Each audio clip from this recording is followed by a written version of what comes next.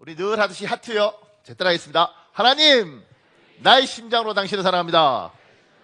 자, 옆에 보고요. 아이 컨택하고요. 예수의 심장으로 당신 축복합니다. 반대편 보고요. 예수의 심장으로 당신 축복합니다. 고맙습니다. 우리 이달의 말씀 할까요? 내가 너로 큰 민족을 이루고 내게 복을 주어 내 이름을 창대하게 하리니 너는 복이 될지라. 창세기 12장 2절 말씀. 여호와 하나님, 나에게 복을 주어 내 이름을 창대하게 하옵소서. 내가 복이 되게 하옵소서. 우리 가족에게, 우리 교회에게, 우리 민족에게 내가 복이 되게 하옵소서. 나로 말미암아 땅의 모든 족속이 복을 얻게 하옵소서. 예수님의 이름으로 기도합니다. 아멘. 반드시 여러분의 선포대로 될 줄 믿습니다. 우리 창세기 39장에 요셉에 대한 이야기가 있습니다. 제가 그 밑에 조금 더 설명을 간략하게 적었습니다. 제가 읽어드리겠습니다. 많은 목회자와 신학자들에게 야곱의 11번째 아들 요셉은 화제의 인물이었습니다. 그의 인생이 너무 드라마틱했기 때문입니다. 요셉의 인생에서 신데렐라 같은 극적인 요소가 많은 분들의 마음을 사로잡았기 때문입니다. 많은 분들이 요셉의 인생을 간략한 문장으로 정의해 보려고 노력했습니다. 그래서 어떤 분은 요셉의 인생을 꿈꾸는 인생이라고 말합니다. 어떤 분은 역전의 인생이라고 부릅니다. 심지어 어떤 분은 앞서 보냄받은 인생이라고 정의합니다. 성경은 창세기 39장에서 요셉의 인생을 범사에 형통한 인생이라고 말합니다. 요셉의 인생은 형통한 인생이었던가? 그의 인생은 범사가 형통한 인생이었던가? 그리고 왜 형통한 인생이었는가를 살펴보려고 합니다. 이 부분에 대해서 우리가 조금 더 깊이 보려고 합니다. 큰 1번에 이렇게 되었습니다. 여호와께서 그를 범사에 형통하게 하셨더라. 작은 1번에요. 간혹 목사님, 저는 형통하지 않아도 됩니다. 저 고생 좀 해도 괜찮습니다. 라고 말하는 사람이 있습니다. 그분은 용기가 넘치는 분이 아니라 아직 인생을 모르는 분입니다. 제가 젊은 날, 지금도 안 잊어요. 하나님, 제가 훌륭한 목사가 되고 싶은데 그래도 좀 고생해야 되지 않겠습니까? 그래야 좋은 목사가 되지. 순탄해서 되겠습니까? 하나님, 나에게 연단을 주십시오. 돈 달라 그러면 안 들어주셔도요. 그런 건 막바로 들어주십니다. 그런 기도를 하는 게 아니에요. 하는 게 아니에요. 제하고 똑같은 사람이 아닌데 요르단의 우리 강성구 선교사, 그분 이야기가 재밌는 게, 그분이 그 선비 같은 분이거든요. 군대 가면서 그랬대요. 하나님, 그래도 남자가 군대 왔는데 고생 좀 해야 되지 않겠습니까? 너무 이렇게 쉽게 뭐 행정병 이런 거 하다가 이게 무슨 군대입니까? 하나님, 고생 좀 해야죠, 군대는. 하나님이 그분을 복을 주셔서 박격포대, 여자들은 잘 모르죠. 박격포대는 이렇게 산발이가 이렇게 해서 툭 놓으면 핑 이렇게 날아가요. 이게 다 쇳덩어리예요, 이거. 그런데 이게 넓은 데는 이렇게 차 가지고 갖고 딱 세워서 이렇게 쏘는 거고요, 차에. 이거는 등에 메고 산 꼭대기가 쏘는 거예요. 이분이 이 쇳덩어리를 들고 산을 넘는, 어떨 땐 2개도 넘고 어떨 땐 3개도 넘거든요. 그러면서 이렇게 말하더라고요. 목사님, 관절 다 나갔습니다. 돈 달라는 기도는 잘 안 들어주셔도 왜 그런 건 잘 들어주시는지. 그러니까 그런 기도 함부로 하면 안 됩니다. 그러니까 지금 여기에 젊은 사람들 중에 혹여 나름대로 목사님 그렇게 하지 마시고 그래도 한번 제대로 고생해봐야 되지 않겠습니까? 뭐 좋은 생각인데 저는 우리 성도들은 그런 기도 안 하고 그냥 그렇게 안 했으면 좋겠어요. 목사가 돼서 성도들 고생하는 거 보잖아요. 우리 교회 복도 많지만 고생하는 성도도 있어요. 밤에 와서 자식 때문에 울고 몸에 병 들어서 울고 이러면요, 복잡합니다, 마음에. 제가 어느 날 이런 기도를 하는 걸 제가 봤어요. 하나님, 옳고 그런 거 잘 모르겠고요, 그냥 좀 털어주세요. 정말 힘듭니다. 이렇게 그렇게 기도하게 되더라고요. 그러니까 젊었을 때, 전도사 때는 이랬어요. 아이고 하나님, 권사가 성길이 저라면 연단 받아서 저거 좀 다듬어줘야죠. 하나님, 죽여주시옵소서. 뭐 이렇게 젊었을 때, 철딱선이 없을 때, 하나님, 저 집사 성질, 하나님 연단시켜 주시옵소서, 이렇게 했죠. 근데 담임 목사가 되고 결국 울어도 내 성도, 하나님의 성도지만 제가 목양하는 성도가 울잖아요. 밤에 혼자 훌쩍 추운 데서 울고 있으면요, 여기 정말 힘듭니다. 그러니까 부모가 되면 옳고 그름이 중요하지 않더라고요. 내 새끼를 지키고 내 새끼를 살려야 돼요. 그러니까 담임 목사가 되고 시간이 지금 제가 이렇게 세보니까 제가 목사 안수받은 지 18년째예요. 18년째. 한 50년 목회하신 분도 있으니까 그게 비하면 조족지혈이지만 사람이 바뀌어가더라고요. 전에는 정의와 옳고 그른가, 너는 고생해봐야 돼, 너는 정말 죽어봐야 돼 이랬는데 어느 순간인가 하나님 잘 모르겠고요. 이 세상에서 하나님의 백성들이 안 울었으면 좋겠습니다. 이렇게 기도하게 되더라고요. 사랑하는 여러분, 여러분이 저하고 이렇게 사는 동안은 형통한 인생을 사시길 예수님 이름으로 축복합니다. 고맙습니다. 조금 더요. 밑에 사람은 누구나 모두 형통한 자가 되고 싶은 마음이 있습니다. 쉽게 표현하면 잘하고 싶습니다. 저와 저희 집사람은 빠지지 않고 하는 행동 중에 하나는 고속도로 때 보통은 이제 이렇게 명절 되면 이렇게 하행선 막히고 상행선 막히고 그러잖아요. 근데 저희는 어떻게 반대로 항상 갈 수 있는 상황들이 생길 때가 많더라고요. 그래서 남들 다 막힐 때 하행선 막힐 때 상행선 타고, 상행선 막힐 때 하행선 타고 이렇게 저는 상황이 되더라고요. 늘 탈 때마다 양심에 끓일 게 하나도 없이 저하고 저희 집사람하고 늘 이렇게 만들어요. 주님, 우리의 목회 인생도 이렇게 고속도로처럼 뻥 뚫리게 하시옵소서. 어떤 분, 목사님, 그러면 고생하는 목사님들은요, 아니 그분들은 알아서 하시겠지. 근데 나는 하나님, 나는 뿌리는 목회 너무 힘들어요. 그냥 거두는 목회 할래요. 그럼 누가 뿌려요?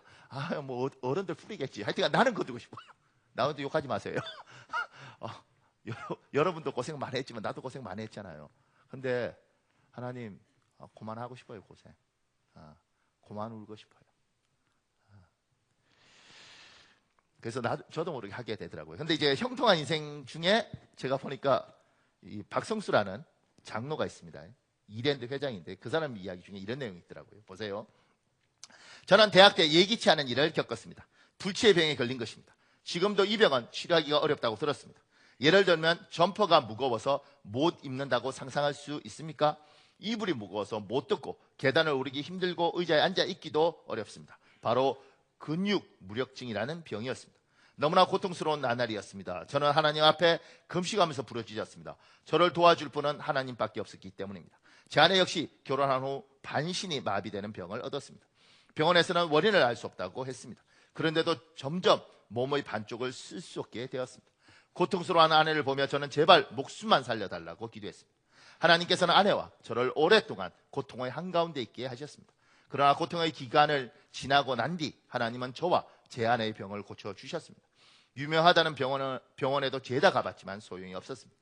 저는 한의사이신 장로님이 고쳐주셨는데 제가 그것이 하나님의 손길이라고 생각하는 데는 이유가 있습니다. 저와 똑같은 병을 가진 분이 제 병이 나았다는 이야기를 듣고 저를 찾아왔길래 저는 선뜻 그 장로님을 소개해 주었습니다. 그런데 제 병을 고쳐준 장로님은 정작 그때 어떤 처방을 했는지 모르는 것이었습니다. 그때 제 병만 낫고 그뿐이었다는 말입니다. 제 아내 역시 한의사이신 세문안교회 장로님을 통해 병이 나았는데 저희 직원 가운데 어머니가 같은 병을 앓는 분이 있어서 그 장로님께 보냈더니 그 사이에 돌아가셨다지 뭡니까?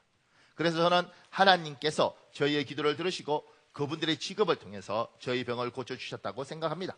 한의사를 통해 하나님의 도우심을 체험하고 난 뒤 병이 나았으나 오랜 병고에 시달리다가 그만 회사에 입사할 시기를 놓치고만 저는 자영업의 길로 뛰어들 수밖에 없었습니다.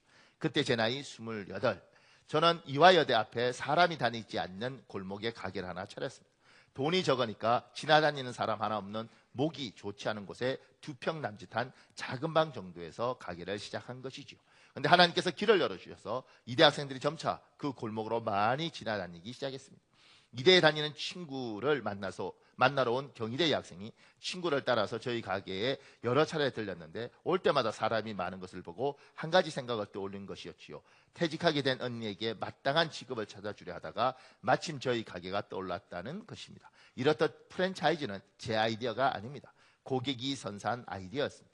그래서 저는 하나님께서 기회 주실 때 사람을 통해서 주신다고 생각합니다. 어떤 사람을 만날 때 그것은 하나님이 주신 기회일지 모릅니다. 첫 해 매출은 60억이었습니다. 그런데 이듬해 100억, 그 다음에 250억, 다시 400억, 그리고 1천억, 2200억, 3300억, 5천억, 7천억, 9천억, 드디어 1조에 달하는 것입니다. 의료에 관한 한 우리는 아무런 경험도 없는 사람들이었고 자본 역시 절대적으로 부족했습니다. 한마디로 없는 것 투성이었지요. 아무것도 없었던 사람이라고 이야기를 하잖아요. 그리고 근데 이 사람은 병도 의사들이 병을 고치는 확률이 생각보다 많이 떨어지더라고요. 그러니까 어떤 의사 만나냐에 따라서 고쳐질 병인데 못 고치고 죽는 경우도 있고, 어떤 의사 만나서 그 사람이 돌팔이라도 이 사람한테는 용한 의사가 될 수가 있더라. 그러니 지금 이분 같은 경우는 그렇게 나은 거예요. 자기 부인도 그렇게 낳고, 그리고 이대 앞에서 조그만 가게 하는데 길이 막혀 있는데 길이 뚫리고 사람이 오고, 프랜차이즈를 내가 하겠다는 게 아니라 옆에서 이야기해서 했는데 이렇게 대박이 난 거예요. 제가 보면 아무도 부러워하지 않는 것이 뭔 이야기지. 제가 보니까 그 반에서 절반 하는 애는 요새는 한 35명밖에 안 되더라고요. 한 15등 하는 애는 13등에 대해서는 분노하더라고요. 저게. 근데 전교 1등은 신경 안 쓰더라고요. 관심 없어. 어차피 내가 못 따라갈 거니까. 지금 이것도 여러분, 뭐 이랜드 회장이니까 이 사람이 믿는 하나님이 여러분과 제가 믿는 하나님입니다. 아멘. 그죠? 그러니까 따질 수 있죠. 하나님, 박성수 장로만 하나님의 자식입니까? 나는 하나님 자식 아닙니까? 이렇게 따질 수 있죠. 참 잘 풀리는 인생이에요. 그죠? 순탄한 인생, 형통한 인생. 제가 그 밑에요. 근데 여기서 한 가지 놓치면 안 되는 것이 있습니다. 내 능력으로 스스로 형통을 만든 것이 아닙니다. 하나님이 형통하게 하셨습니다. 하나님의 능력으로 형통하게 된 것입니다. 제가 고린도후서 1장 8절에서 9절에 있습니다. 8절 제가 읽을 테니까 9절 여러분이 읽으십시오. 형제 여러분, 우리가 아시아에서 당한 고난에 대해서 여러분이 모르는 것을 원치 않습니다. 그때 우리는 도저히 우리 힘으로 견뎌내기 어려운 고생을 겪었으며 마침내 살 희망마저 버렸습니다. 시작.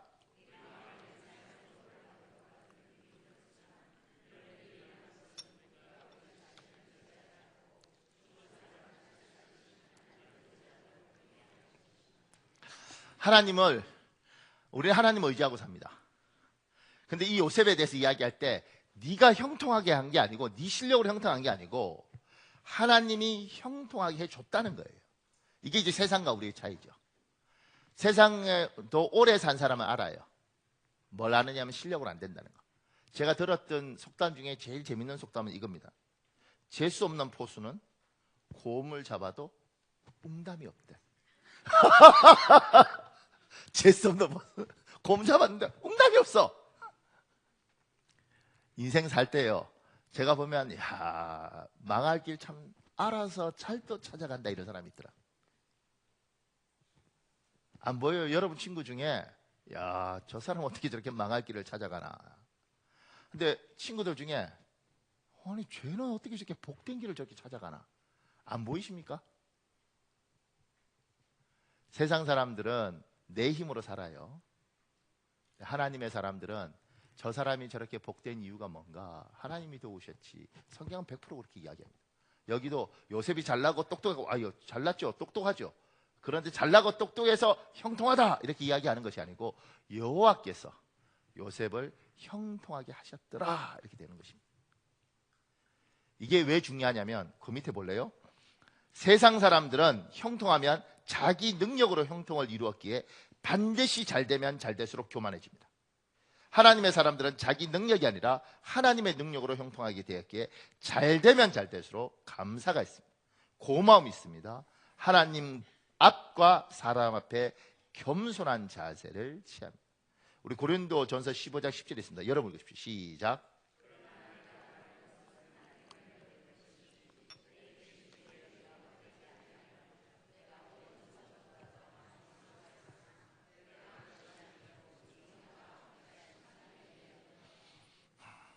나의 나 된 것은 하나님의 은혜로 된 것이라. 이게 우리의 고백이죠.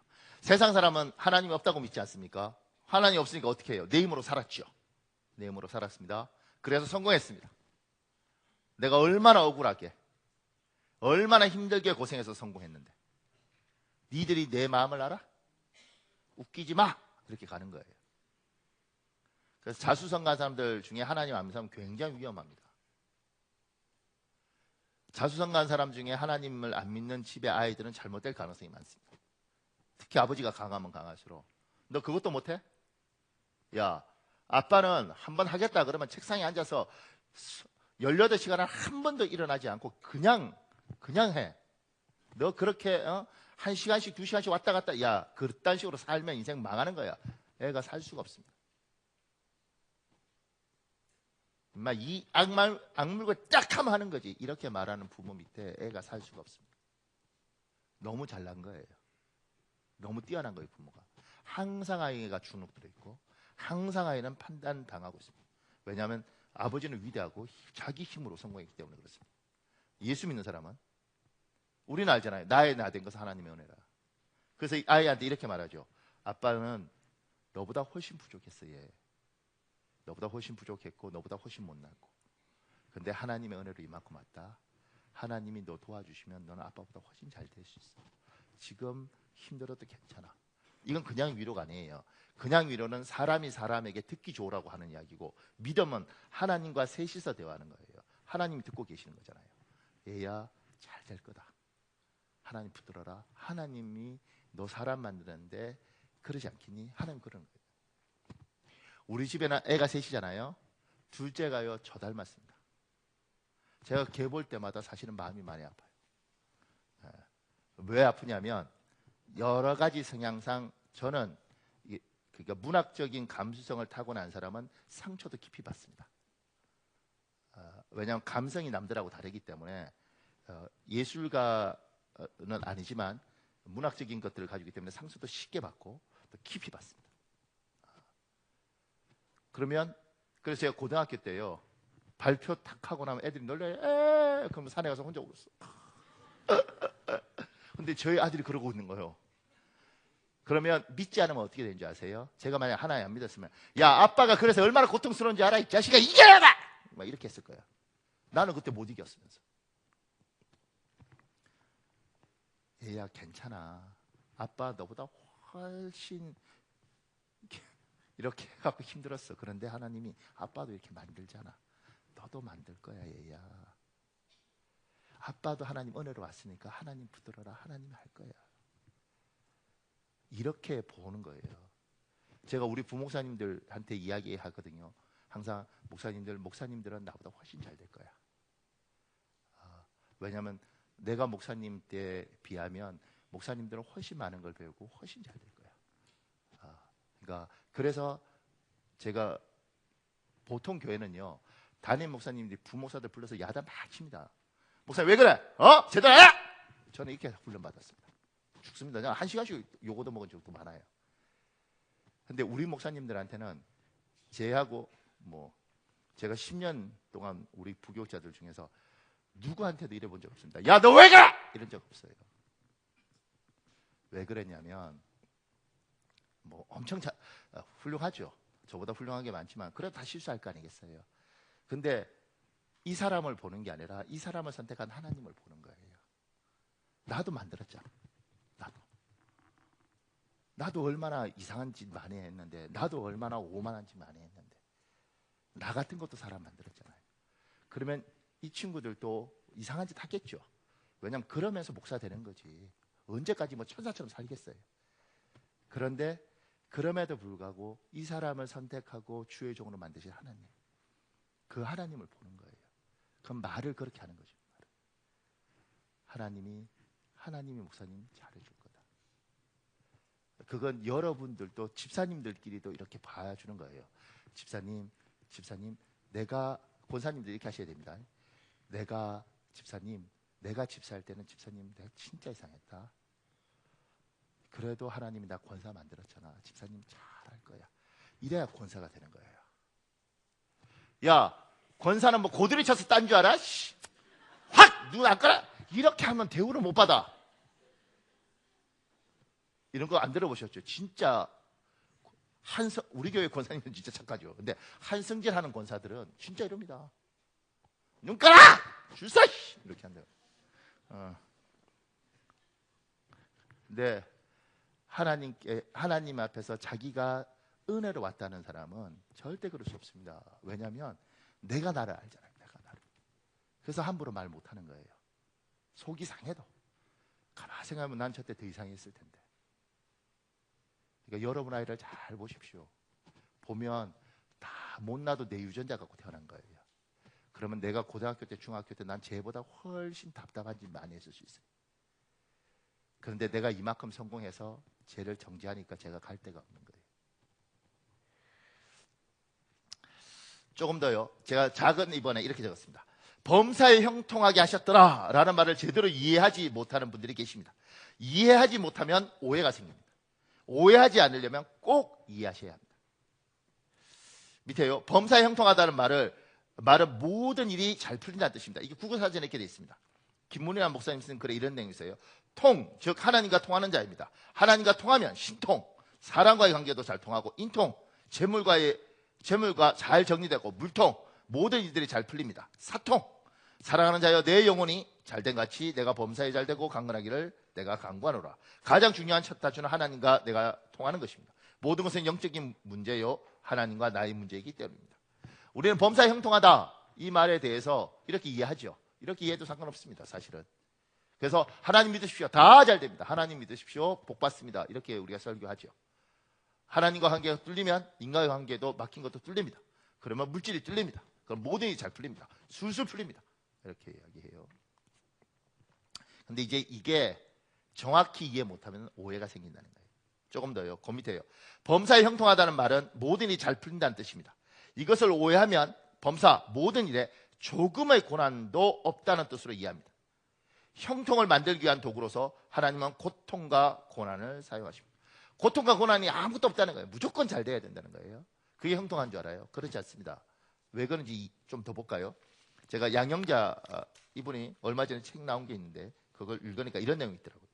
그런데 그때 발병한 테니스 엘보가 내 삶을 전혀 다른 방향으로 이끌었다. 하나님을 제대로 알게 된 것이다. 이 섭리의 오묘함은 정말 인간의 예상을 뛰어넘는다. 나는 고통을 통해 하나님께 그렇게 다가가게 되었다. 캐나다에서 돌아온 후 팔목의 통증이 주기적으로 나를 괴롭혔다. 진통제를 맞았지만 진통제는 맞을 때만 잠시 반짝할 뿐이었다.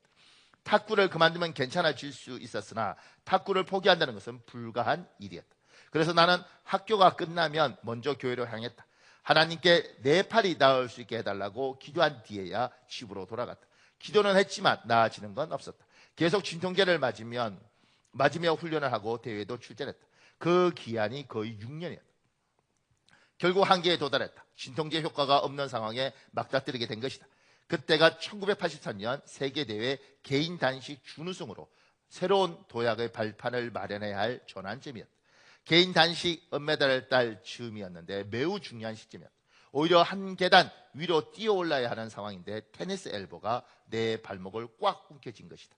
더는 의학적으로 할 수 있는 조치가 아무것도 없었다. 내가 마지막으로 기댈 수 있는 언덕은 단 하나, 신앙이었다. 당시 나는 제일모직 탁구단에 소속되어 있었는데 나와 함께 선수생활을 하던 한 선배 언니가 아주 신실한 분이셨다. 이분이 내 이야기를 듣고는 기도원에 가보기를 권하셨다. 하지만 나는 그다지 마음에 내키질 않았다. 기도원이란 곳도 낯설게 느껴지고 꼭 그렇게까지 해야 하나 싶기도 했다. 그렇지만 어떤 방법으로도 해결이 안 되니 달리 도리가 없었다. 결국 나는 기도원을 향했다. 참으로 놀랍고 신비하다는 말밖에 달리 표현할 길이 없다. 하나님은 나를 말씀 가운데로 부르셨다. 말씀으로 나를 만나주셨다. 하나님이 우리를 인도해가는 방식은 정말로 예단하기 어렵다.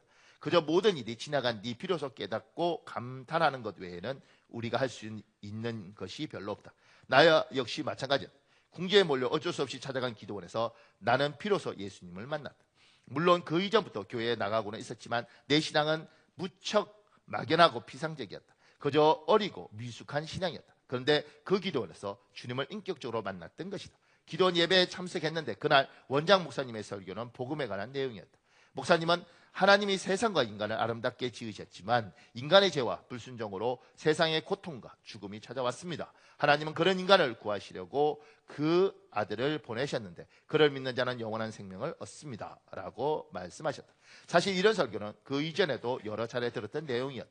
그런데 정말 이상한 일이 일어났다. 전에는 무심히 들었던 말씀이 생생하게 가슴에 들어와 박힌 것이다. 한마디 한마디가 마치 살아서 움직이는 것처럼 생생하고 선명하게 내 마음에 전달되었다. 이제는 그 말씀의 의미가 확연하게 이해되었고 큰 울림으로 다가와 내 마음속 깊이 퍼져갔다. 그러면서 예수님의 고통이 내 마음에 느껴졌다. 그분의 사랑에 감당할 수 없는 감동으로 마음이 물결쳤다. 도대체 어떻게 그럴 수 있을까? 내가 뭐라고 나처럼 하찮은 사람을 위해 그분이 그런 참혹한 고통을 감내하셨다는 것일까? 나는 죄인이고 아무리 생각해봐도 그럴 만한 가치를 지닌 사람이 아닌데 어떻게 이런 나를 위해 죽음을 선택하셨을까? 어린 시절 내 아버지는 언제나 두려운 불이었다. 엄하고 늘 거리감이 있었는데 아버지를 한 번도 만져본 적이 없을 정도였다. 그런데 이제 하나님이 나의 아버지가 되어주시겠다고 한다. 예수님의 사랑도 감당하기 힘든데 하나님을 아버지라고 부를 수 있는 특권이 내게 주어진 것이다.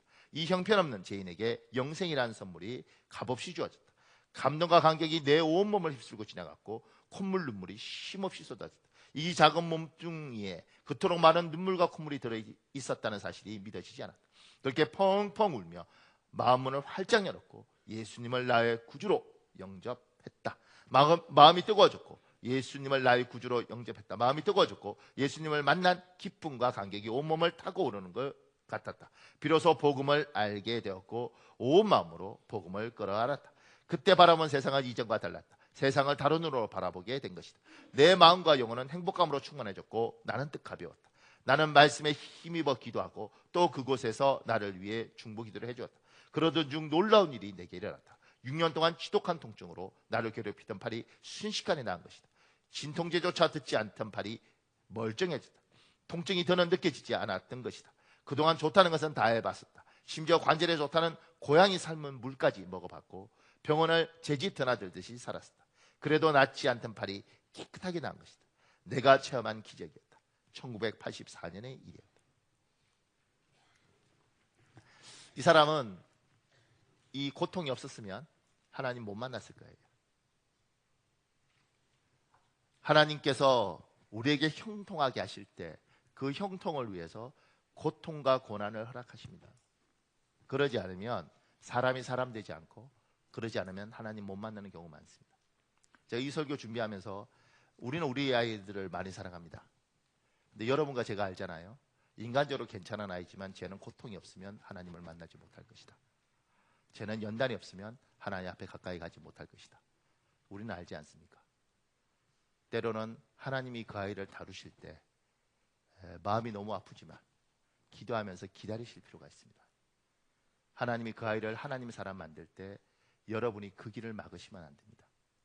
많은 사람들이 하나님이 일하실 때 방해할 때가 있어요. 때로는 너무 마음이 아프고 저 아이가 저렇게 고통을 당해야 되나 싶지만 그 고통 가운데 하나님이 그를 자기 백성으로 만드십니다. 조금 더요. 범사에 형통하다는 말은 밑에요. 사람은 상대적 존재입니다. 비교를 통해서만 감사를 알고 감사를 깨닫게 됩니다. 그래서 우리는 절대 감사는 말았습니다. 아무 조건 없이 하나님께 감사하는 것입니다. 사람 참 희한합니다. 사람은요 상대적 존재라서 자기가 누리고 있는 것을 대한 감사는 금방 잊어먹더라고요. 우리 교회 제주도에 간 집사가 하나 있어요. 그래서 우리가 야 제주도 아름답겠네. 그러니까 이렇게 말하더라고요. 목사님 일주일 보고 나니까 그 아름다운 전경을 아름다운 줄 몰랐대. 그냥 일주일 살고 나니까 그냥 아침마다 이러고 시작했대. 몰라요. 근데 제가 들어보니까 그 차이는 좀 있더라고요. 필리핀에서 사는 사람은 필리핀 가서 너무 좋았대. 그 보라카이 이런 데서 딱 보름 지나고 나니까 여기가 보라카이였구나 이러고 사람은요 다 잊어먹습니다. 인간은요 절대 감사에 대해서 깊이 그리고 평생 간직하는 게 아니고 잊어먹더라고요. 그래서 비교하면서 감사하고 그리고 잃어봐야 알고. 그래서 속이 참 상한 게 그래서 하나님의 사람들이 고생을 합니다. 하나님의 사람이 고생을 해요. 왜냐하면 하나님이 참 많은 걸 줬는데 잊어버렸어요. 오늘 아침에 이 교회 오면서 할렐루야 그리고 막 뛰어오신 분 있습니까? 제가 추측컨대 2부는 모르겠고 1부 때는 그런 사람이 있을 것 같아요. 1부 때. 주일이야? 2부 갈까 1부 갈까? 1부가 설교가 짧아요. 그래 1부 간다. 1부 짧다며 성가대도 없고 왜 이렇게 길어? 이렇게 하는 사람이 있을 수도 있어. 제가 왜 이야기하냐면 여러분 여기 있는 분 다 걸어서 왔잖아요. 제가 얼마 전에 운전해서 이렇게 가는데 그 교회는 계단이 쭉 있더라고요. 바깥에.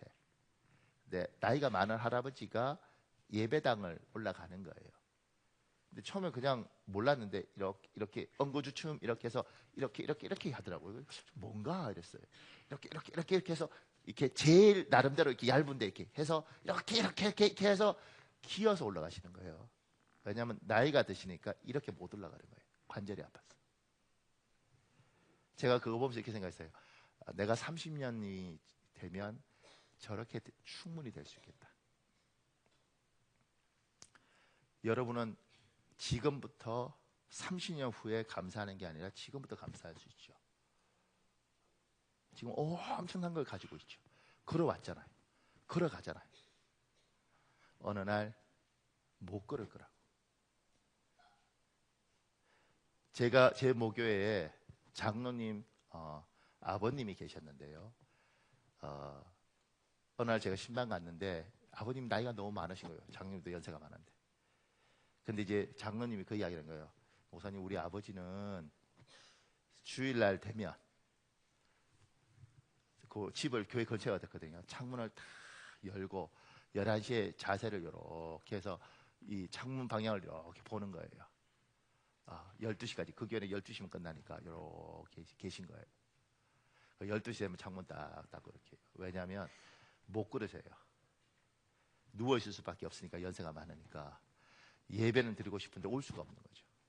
그래서 할 수 있는 방법이 뭐냐면 창문을 열어놓고 11시 이제 예배하는구나. 그리고 이렇게 생각합니다. 예배당에 오는 게 얼마나 좋은 일인데. 그걸 여러분은 마음껏 즐길 수 있어요. 그런데 지금 모르죠.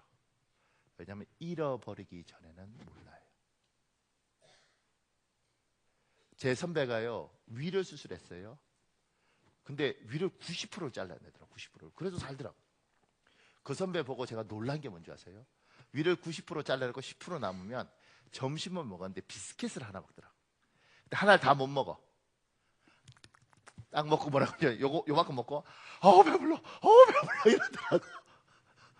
왜냐하면 이게 못 받쳐주는 거예요.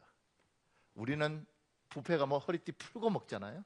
심지어 고무줄 바지 입고 가서 먹잖아요. 어느 날 못 먹는 거예요. 안 되는 거예요. 사람은요, 그걸 잃어버리고 나면 아는 존재예요. 여러분은 지금 사실 굉장히 행복할 수 있죠. 굉장히 감사할 수 있죠.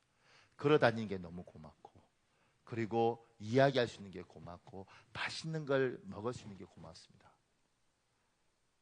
더 놀라운 거, 오늘 뭐 교회에서 점심 맛있는 거 하겠지만 점심 드시고 가세요. 좋은 계란 이렇게 어떤 분이 주셔서 아주 맛있게 먹을 수 있는데, 뭐 교회에서 식사를 하지 않더라도 여러분이 나가서 오늘 그냥 짜장면 한 그릇 먹지 뭐, 이걸 사 먹을 수 있는 돈, 여기 있는 사람 다 있을 거 아니에요, 그죠? 한 5,000원 정도 사 먹지 이렇게. 근데 그것이 없어서 못 사 먹는 사람들이 있더라는 거예요. 오늘 그냥 동태탕이나 먹고 말아. 이렇게 말할 수 있는 게요, 얼마나 큰 일인지 모릅니다. 우리 미국에 남원 목사님 가셨잖아요, 담임 목사로. 거기서 한국 음식 먹으려면 어떻게 해야 되냐 내가 물어보니까 3시간 반 가야 된대. 3시간 반. 3시간 반 가면 한국 음식점 있고, 거기서 먹고 장 봐서 3시간 반 다시 운전해서 오는 거예요. 다른 말로 하면 여러분이 대구 가서 밥 먹고 와야 돼. 대구 3시간이면 가지. 3시간 반? 2시간 반? 과속? 지금 잘 모르겠어요. 길이 좋아져서 그런가 본데, 그게요, 지금 여러분이 가지고 있는 것. 외국 생활하면 짜장면 집 있잖아요. 제가 이제 필리핀 살 때는 이제 한국 사람들끼리 오늘 짜장면 먹으러 가자. 그러면 그때 같은 필리핀에서도 한국 음식 비싸거든요. 짜장면 먹으러 쫙 가요. 그리고 짜장면 막 먹으면서 이 집 짜장면 진짜 맛있어 이렇게 먹는데 한국에서 가도 온 애들은 딱 먹으면서 이게 무슨 짜장면이야. 짜장면이잖아. 이게 짜장면이에요? 짜장면이잖아. 한 2년 살면 맛이 이렇게 왜곡되어서 그 주방장도 와서 한 2년 되니까 필리핀 음식 자꾸 먹다 보니까 입맛이 변했어. 그래서 이게 한국 짜장면이 아니고 필리핀 짜장면인데 필리핀 맛도 아니고 한국 맛도 아닌 거예요. 근데 우리도 입이 다 변하니까 이게 다 짜장면인 줄 알고 먹는 거예요. 한국에서 가돈 사람은 미각이 살아있잖아요. 야, 이거 짜장면도 아니야. 이걸 어떻게 먹어 이래. 한국 빨리 가서 짜장면 먹어야지. 우리 이러죠. 부럽다. 가면 짜파게티 꼭 보내줘. 가서 여러분과 제가 지금 가지고 있는 것들이 얼마나 큰 건지 지금 고마움이 없는 사람들 많습니다. 잃어버리고 나면 합니다. 잃어버리고 나면. 제가 그 밑에요. 범사에 형통하다는 말은 하나님이 내게 원하고 바라는 모든 것을 다 주시는 것이라고 오해하는 사람도 있습니다. 여러분 중에 범사에 형통하다 이러니까 하나님이 다 주시지 이렇게 생각해요. 왜냐면 범사가 모든 거니까. 그런데 그게 아니라는 겁니다. 제가 양윤자 선수 이 글을 읽으면서 좋아서 하나 더 가져왔어요. 보세요. 자고 일어나니 환상의 복식조 양영자 현정화 한국 탁구 역사상 첫 올림픽 금메달리스트가 되다. 양영자 현정화 만리장성 중국의 초롱성을 무너뜨리다 등등 하룻밤 사이에 현정화 선수와 내가 온갖 매스컴의 주인공으로 장식되어 있었다. 그러나 나는 그런 세상의 찬사 속에서도 기쁨은 잠시였고 마냥 웃을 수만은 없었다. 내 마음의 진정한 숙제를 해결하지 못한 미완성의 과제 때문이었다. 그토록 바라던 소원의 열매 올림픽 단식 금메달을 수확하지 못한 것에 대해 섭섭함과 아쉬움을 내려놓을 수 없었다. 말할 수 없는 기쁨과 아쉬움이 하루에도 몇 차례씩 교차하며 머릿속이 여간 혼란스럽지 않았다. 올림픽이 끝나고 탁구 선수단은 나의 모교회인 사랑의 교회 주일 예배에 참석해서 그동안 기도해 주신 교우들에게 감사 인사를 드렸다. 교우들의 따뜻한 환영과 사랑을 받은 후 예배가 시작되며 성가대의 찬양이 울려 퍼졌다. 그날의 찬양은 송명희 시인의 나라는 복음성가였다. 성가대의 찬양도 감동적이었지만 가사의 내용이 강한 울림으로 내 마음을 아니 내 심장의 중심을 두드렸다. 나 가진 재물 없으나 나 남이 가진 지식 없으나 나 남에게 있는 건강 있지 않으나 나 남이 없는 것 있으니 나 남이 못 본 것을 보았고 나 남이 듣지 못한 음성을 들었고 나 남이 받지 못한 사랑 받았고 나 남이 모르는 걸 깨달았네. 공평하신 하나님이 나 남이 가진 거 없지만 공평하신 하나님이 나 남이 가진 거 남이 없는 것 같게 하셨네. 찬양을 들으며 내 마음을 요동치게 만든 가사는 공평하신 하나님이라는 부분이었다. 송민희 씨는 중증 내성 마비 장애인인데 태어날 때 의사의 실수로 내성마비로 판정을 받았고 젊은 시절 원망과 좌절에 살다가 하나님을 만난 후 이 시를 쓰게 되었다고 한다. 공평하신 하나님을 찬양하는데 그동안 매우 부담스러웠던 무거운 숙제가 해결된 것 같은 평안이 밀려왔다. 마지막 순간까지 마음을 무겁게 짓누르고 놓아주지 않았던 미완성의 숙제가 해결되어 마치 인생의 답을 찾는 사람처럼 나도 모르게 안도의 눈물을 흘렸다. 단식의 비참한 패배로 인한 절망과 복식의 우승으로 인한 기쁨이 모두 공평하신 하나님의 은혜와 긍휼이었다는 사실이 내 온 마음으로 받아들여졌다. 내 은혜가 내게 족하다. 이는 내 능력이 약한 데서 온전하여짐이라.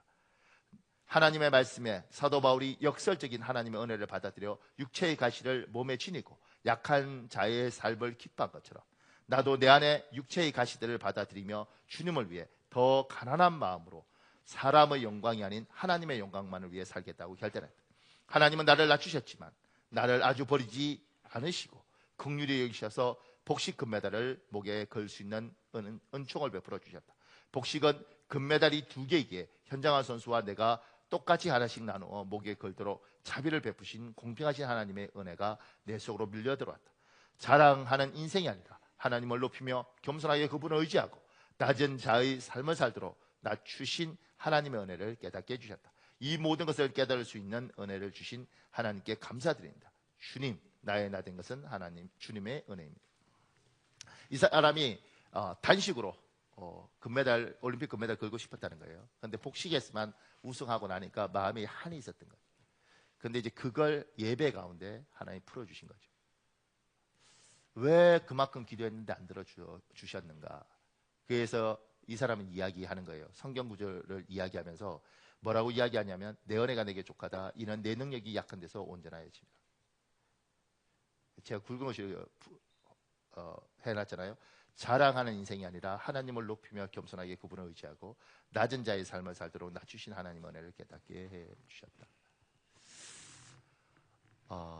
사람이 너무 잘나면 여러 사람 피곤합니다.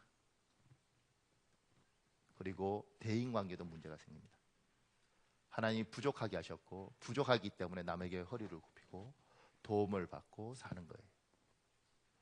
우리가 2부 때 이제 찬양하잖아요. 그러면 이제 홍 목사님이 같이 찬양 불러주시잖아요. 제가 목사님, 그러니까 1부 때는 여러분 찬양 안 합니다. 왜냐하면 이제 부를 사람이 없어요. 2부 때 하는 거예요. 그러니까 너무 고맙고 도와줘. 그리고 이제 하는 거죠. 제가 정말 잘했으면 다 필요 없어. 내가 부를 거야. 솔로. 뭐 솔리스트? 참고로 이번에 제가 세미나 갔다 왔는데요. 그 지구촌교회 이제 원로 목사님 이동원 목사님은 그분이 젊었을 때 이제 뭐 미국에서 학위 받고 한국 들어왔을 때 성도들이 그랬어요. 100년에 한 번 나올까 말까 한 목사라는 거예요. 그렇게 하시다가 이제 은퇴하셨잖아요. 제가 그분 이번에 만나서 그분 보면서 그분이 저를 정말 위로하더라고요. 왜냐하면 찬양하시는데 제가요 100% 확실한데 나보다 못 불러요. 어우 마음 아프더라고. 마음이 얼마나 아픈지 몰라. 자신 있어요. 여러분 지구촌 교인들 만나면 주눅 들지 마세요. 니들 목사보다는 우리 목사님이 그래도 낫다. 근데 모자라니까 뭐가 좋으냐면 부탁하고 도움받고 그리고 내 연약함이 이만큼 온 것에 대해서 감사. 고맙습니다. 하나님 감사합니다. 제가 저희 부부가 이렇게 살면서요. 옛날에는 우리가 지혜롭게 해서 잘 살았다고 생각해요. 근데 시간 지나면서 제가 여러분은 어떻게 저를 볼지 모르겠지만 가까이 이렇게 아주 저하고 가까이 이렇게 한 사람이 별로 없기 때문에 근데 가까이 들어와 보면 참 흠이 많아요. 부족한 게 많고. 그러니까 20년 넘게 같이 살았으니까 얼마나 부족한 걸 많이 받겠습니까? 그리고 우리 사모가 저한테 한 말이 있죠. 목사님은 같이 살기에 쉽지 않은 남자입니다. 그런데 20여 년 애 셋 낳고 그래도 잘 살았잖아요. 그러면서 생각하는 거죠. 하나님의 은혜다. 하나님의 은혜다. 여러분 사람 같이 사는 거 쉽지 않습니다. 남남이 만나서 한 20년 같이 사는 거 정말 어렵습니다. 30년 더 어렵습니다. 그런데 도움 받으면서 고마워 여보 도와줘. 그리고 나를 낮추면 같이 살 수 있어요. 하나님이 여러분 범사에 형통하면 다 주신다고 생각하는데 그러지 않습니다. 안 준 게 있어요. 안 주면 도움을 받으십시오. 안 주면 도움을 받고 그 사람 앞에 고개를 숙이십시오. 여러분도 그 사람한테 줄 게 있습니다.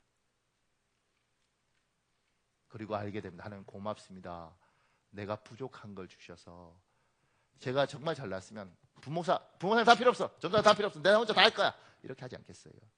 내 너무 부족하니까 목사님 도와주세요. 도와주세요. 그리고 그 도움 받고 또 내가 할 수 있는 부분 도와주고 그리고 교회도 똑같아요. 집사님 도와주세요. 집사님 도와주세요.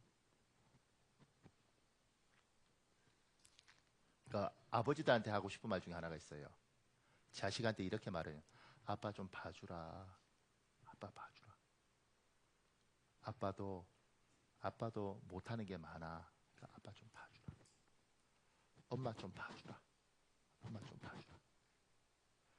네가 볼 땐 굉장해 보이지만 아빠, 엄마 부족한 거 많아. 부족한 거 많아. 이렇게 고백하는 거 그리고 자기 부족을 인정하는 거 큰 복입니다. 제가 홍 목사님한테 찬양을 우리 하나 같이 하자. 원래 보통은 제가 찬송가를 하는데 지금 송명희 씨가 한 이 찬송을 아는 사람도 있을 거예요. 같이 한번 찬양했으면 좋겠습니다. 그러니까 우리 교회는 이제 장로님들이 이제 남자 안수 집사들한테 그렇게 이야기하는 교회였으면 좋겠습니다. 집사님, 내가 장로잖아, 그러니까 잘 따라와, 이렇게 하는 게 아니고요. 집사님, 나 좀 봐줘. 내가 뛰어나서 장로가 된 게 아니고 하나님 은혜로 됐으니까 집사님 나 좀 봐줘. 안수 집사들이 서리 집사들한테 집사님이 나 좀 봐줘. 집사님 나 좀 봐줘. 김봉년이라는 집사가 있어요. 제가 그 사람 통해서 참 많은 거 있는데 부산 사람입니다. 그분이 안산으로 이사를 왔어요. 왜 이사를 왔느냐면 그 교회가 오래된 교회인데 부산에서 이제 목사님을 청빙을 했어요. 근데 이제 장로님들이 우리 정말 똑똑한 목사님을 불러오자. 그래서 무조건 서울대 나온 목사님을 불러야 된다. 이렇게 해서 서울대 목사님을 부르세요. 출신은. 그러니까 목사님 설교를 하는데 너무 어렵게 설교를 하시는 거예요. 그걸 이제 옛날 어른들은 이렇게 이야기하더라고요. 우리 목사님 설교는 해골이 복잡해. 해골이 복잡하게 설교를 하시는 거예요. 그래서 이제 참다가 이분들이 그랬다는 거죠. 목사님 설교 좀 쉽게 하시면 안 되나요? 그럼 목사님이 집사님 미안합니다. 내가 쉽게 하겠습니다. 이러면 얼마나 좋겠어요. 근데 이제 옛날 목사님이고 옛날 어른들이니까 한성질 하잖아요. 이거 벌써 한 25년 이렇게 됐으니까. 집사님 공부를 했어야지. 공부를 내가 서울대 나갔잖아. 좀 알아들어야지. 참 성도들 보시겠다. 이렇게 계속 하셨다. 그런데 이분이 더 이상 살 수가 없어서 도망가는 방법이 뭐였을까? 그러다가 안산으로 도망을 온 거예요. 사업차. 우리는 이사를 가야겠습니다. 그리고 그러니까 너무 잘나신 거죠. 근데 지금 이제 제가 보면 그 어른이 되면 어른이 될수록 미안해. 내가 어려운 것밖에 몰라서 좀 봐줘. 내가 노력할게. 하나님이 이제 부족한 우리에게 안 준 게 있죠. 안 준 것을 인정을 하고 미안해. 그러니까 부부 사이도 여보 미안해. 나 좀 봐줘. 나 좀 봐줘. 당신이 봐줘야지 누가 날 봐주겠냐. 나 좀 봐줘. 조금 더요. 제가 여기 큰 2번에요. 여호와께서 요셉과 함께 하심이라. 밑에 이게 적습니다. 요셉의 형통은 결과물입니다. 원인은 하나님이 요셉과 함께 하심입니다. 사랑하는 여러분, 하나님이 함께 하십니다. 하나님과 함께 하십시오. 그분 안에 머무십시오. 거하십시오. 함께 하십시오. 그분 곁에 붙으십시오. 이게 다 같은 말이에요. 형통은 결과예요. 원인이 뭐였냐면 하나님이 요셉과 함께 하셨던 거죠. 우리 요한복음 15장 4절 5절 있습니다. 4절 여러분 읽으면 5절 제가 읽을게요. 시작.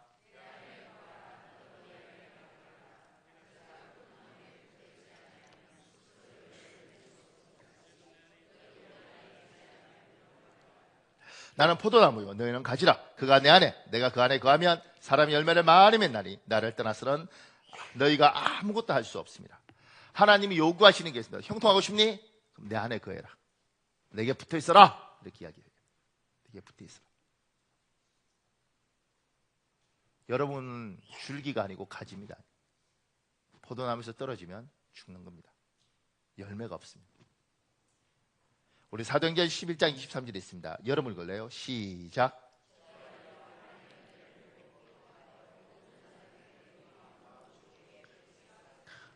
옛날 표현이 좀 더 자극적이죠. 주께 붙어 있어라! 주께 붙어 있어라! 주께 붙어 있어라! 이렇게 이야기하는 겁니다. 하나님 앞에 붙어 있는 사람에게 하나님이 하신 약속이 형통하게 하겠다는 거예요. 하나님과 함께하는 사람의 결과물이 형통인 겁니다. 제가 밑에 어떠한 경우에도 절대 예배 시간을 뺏기지 마십시오 이렇게 적어둔 이유가 뭐냐면 사람들 중에 스스로를 속인 사람이 있습니다. 그러니까 스스로를 속인다는 건 자기가 속는 줄 모르고 속아요. 이런 분들이 있습니다. 목사님 늘 하나님을 저는 생각하고 삽니다. 주일날 없어. 예배 없어. 집사님 왜 예배를 늘 하나님이 저와 함께 하시죠? 예배가 중요한 게 아닙니다. 여보, 나는 당신과 늘 함께 있어. 비록 지금 딴 여자하고 내가 홍콩에 놀러 왔지만 내 마음은 늘 당신하고 있어. 사랑해. 이렇게 속이고 있는 거예요. 아빠는 너희를 많이 사랑한단다. 아빠가 우리하고 언제 여행 한번 가준 적 있어요? 아니? 근데 나 아빠는 너희를 많이 사랑한다. 아빠가 혹시 저희한테 용돈을 제대로 주니? 아니? 근데 많이 사랑한다. 실력이 없어서 못 주는 게 있을 수 있죠. 근데 그게 아니고 스스로 속는 거예요. 힘들어도 주일날 이렇게 예배를 지키는 것들이 얼마나 어려운지 모릅니다. 해보면 아시잖아요. 그리고 예배 속에서 하나님이 형통의 길을 열어요. 그 말은 뭐냐면 말씀을 듣고 주일날 하나님 나에게 한 자락 말씀이라도 주십시오. 목사님이 하는 저 많은 설교 중에 하나님 오늘 내가 따라야 될 하나님이 나에게 하실 말씀을 주십시오. 제가 어저께 무슨 일이 있어서 우리 노 회장이 제 방에 왔어요. 제가 이제 그분하고 이렇게 이야기하는데 그분이 제하고 이렇게 이야기를 하다가 전화가 한 통 왔어요. 받아도 되겠냐 그래서 받으십시오. 받아서 이야기인데 저기서 그 목사 어때? 이분이 그래서 좋은 사람이지. 그 목사 좋은 사람이지 이러더라고요. 제가 그 모습을 보면서 이 생각했어요. 나는 어떡할까? 나는요 기본적으로 그 목사 어때? 나 잘 안 겪어서 받아서 그런데 들리는 소문에 별로 안 좋다더라. 이렇게 반응해 항상. 기본적으로 삐딱해. 미안합니다. 왜냐하면 기준이 너무 높아요. 그러니까 쟤한테는 늘 걸려. 쟤 만나서 칭찬 듣는 목사는 거의 없습니다. 기준이 너무 높아. 나도 인생이 힘들죠. 그러면서 그 생각이 들더라고요. 내가 이렇게 사람을 비판적으로 말을 하는데 누가 내한테 편하겠는가. 근데 늘 저는 좋지 뭐 그분 이렇게 말하면 거짓말 한다고 생각했어요. 근데 이제 그게 젊은 날은 모르겠는데 나이가 들어가면서 거짓말이 하는 게 아니고 좋은 점을 보는 거예요. 이런 것들이 대화 가운데서 저는 그 사람과 대화하는 가운데 하나님 주신 마음이라고 생각합니다. 그래서 교회에서 사이도 그런 거예요. 집사님, 저 집사님 어때? 기준이 높으면요, 저 집사, 골치 아파 그래. 딴 사람한테 물어보니까 너무 괜찮은 사람이야. 근데 왜 골치 아프다 그래요? 쟤는 말을 재수없게 말만 재수없지 나머지 다 괜찮은 사람도 있어요. 못 보셨습니까? 어떤 사람은 눈빛만 재수가 없어. 근데 나머지 다 괜찮아. 눈빛은 원래 태어날 때부터 재수없게 태어났어. 어떡하겠어? 눈빛이 그런 거예요. 그러니까 어떤 부분을 볼 때 좋은 부분을 보겠다. 그리고 가만히 보면 자식 볼 때 제가 그러더라고. 좋은 거 보니까 살지요. 제가 우리 아들 셋 안 버리고 사는 건 좋은 부분 보니까 살지 나쁜 거 보면 걔들 다 죽었습니다. 우리 사모도 저 좋은 부분 보니까 같이 살아주는 거지 나쁜 부분 보면서 갖다 버렸죠. 근데 그 짧은 시간에도 하나님께서 저는 왜 이걸 나한테 보여주시는가 이렇게 생각했어요. 그러면서 내가 고쳐야겠다. 잘 안 되겠지만 긴 세월 굳어져 있고 지성적이라고 생각하면 일단 비난부터 해놓고 생각하고 10개 좋으면 그중에 한 개라도 흠을 집어내는 것들이 똑똑한 사람이라고 생각해서 그렇게 살아왔는데 그렇게 살면 안 되겠다. 짧은 시간이잖아요. 지금 이 예배 시간에도 이 설교 가운데 하나님이 누군가의 가슴에는 탁 꼽습니다. 왜냐하면 하나님이 그 사람에게 이야기하는 거예요. 얘야, 내가 너에게 다 들어주지 않는 거 그것이 형통한 거란다. 누군가는 말씀을 붙잡고 간다. 그래서 예배를 잃어버리면 하나님께서 주시는 방향을 잃어버리는 거예요. 그래서 때로는 설교가 마음이 아프고 여러분을 괴롭히는 게 많습니다. 근데 내가 막 여러분 욕하는 거 아니잖아요. 여러분 헌금해야 됩니다. 뭐 이런 거 안 하잖아. 그럼에도 불구하고 성령이 살아계시면 여러분 가슴 속에서 어느 날 툭 두드린다. 회개라! 이렇게 두드린다. 예배에 오면 그게 있는데 예배 바깥에서 그게 없어요. 그래서 예배 오라 그러는 거예요. 더 놀라운 건 예배가 얼마나 영적이냐면요, 예배 딱 시작하는 순간, 찬송할 때까지 막 예배 딱 시작하는 순간 자는 사람이 있습니다. 놀랍습니다. 더 놀라운 건 설교 딱 끝나는 순간 너무 맑아. 너무 맑아. 영혼이 아름다워 막. 근데 참 희한하죠. 왜 저럴까? 말씀이 안 들려요. 말씀이 안 들려요. 누군가는 예배 시간에 오늘 목사님 설교가 다 내 이야기래. 어떻게 내 이야기를 알고 우리 마누라가 다 일러줬나? 이런 사람도 있는데, 누군가는 안 들려. 목사님 설교 왜 저렇게 안 들려? 그러니까 제가 복이 없다. 여러분도 기도해야 됩니다. 하나님 들리게 하시옵소서. 그리고 예배를 양보하면 안 되는 거예요. 하나님 앞에 붙어 있다는 게, 조금 전에 제가 그랬잖아요. 딴 여자하고 바람 피면서 내 당신은, 그것처럼 예배하는 것, 기도하는 것, 성경 말씀을 지금처럼 어떻게든 외우고 생각 속에 말씀을 붙들고 방향을 찾는 것, 이게 없으면 하나님 앞에 붙어 있는 게 아니라고요. 마음은 늘 있죠. 나 늘 하나님이 내 안에 있어. 주변에 기도해야 돼. 저 기도 안 해도 돼요. 왜냐면 저는 24시간이 기도해요. 이런 분들 병원 가야 돼요. 왜냐면 우리도, 목사도 그렇게 못 사는데 속는 거라고. 왜냐면 늘 마음이 있다고 생각해. 그런데 늘 마음이 있으면요, 반드시 무릎 꿇게 돼 있습니다. 연애할 때 기억나십니까? 여러분 지금 부부끼리 이렇게 살면서, 설교가 좀 길어지는데 미안합니다. 부부끼리 이렇게 살면서, 여보 내가 연애 때보다 당신을 훨씬 사랑해, 이렇게 말을 할 때 진짜 그럴까? 한번 가보십시오. 진짜 연애할 때 그 담벼락 넘어서 쫓아오고 만나겠다 그러고 그렇게 살아왔던 남자예요. 그죠? 안 그러셨군요. 어떻게든 시간, 제가 우리 사모하고 연애할 때 이렇게 말했어요. 너무 바쁜 거예요. 일이 너무 바쁜데, 여보 그때 여보가 아니지, 우리가 어떻게든 하루에 30분씩이라도 어떻게든 수단과 방법을 가리지 않고 얼굴을 보자. 그래서 일 마치고 쫓아와서 차 세워놓고 유치원 가서 얼굴 딱 보고 얼굴 봤습니다. 그리고 오고 그랬어요. 다 좋아하고 이렇게 애써 나는 이유가 있어요. 그냥 살겠어요. 근데 나름대로. 그러니까 마음이 있으면 여러분 행동이 나올 수밖에 없고, 마음이 있으면 그렇게 올 수밖에 없어. 너무너무 시간이 안 되고 기도할 시간이 없으면 자기 집에서 화장실에 들어가서라도 하나님 그리고 기도한다고. 회사에서 때로는 너무 성경 읽을 시간 없을 때는 화장실 들어가서 변 보는 것처럼 앉아서 그래도 말씀을 외운다고.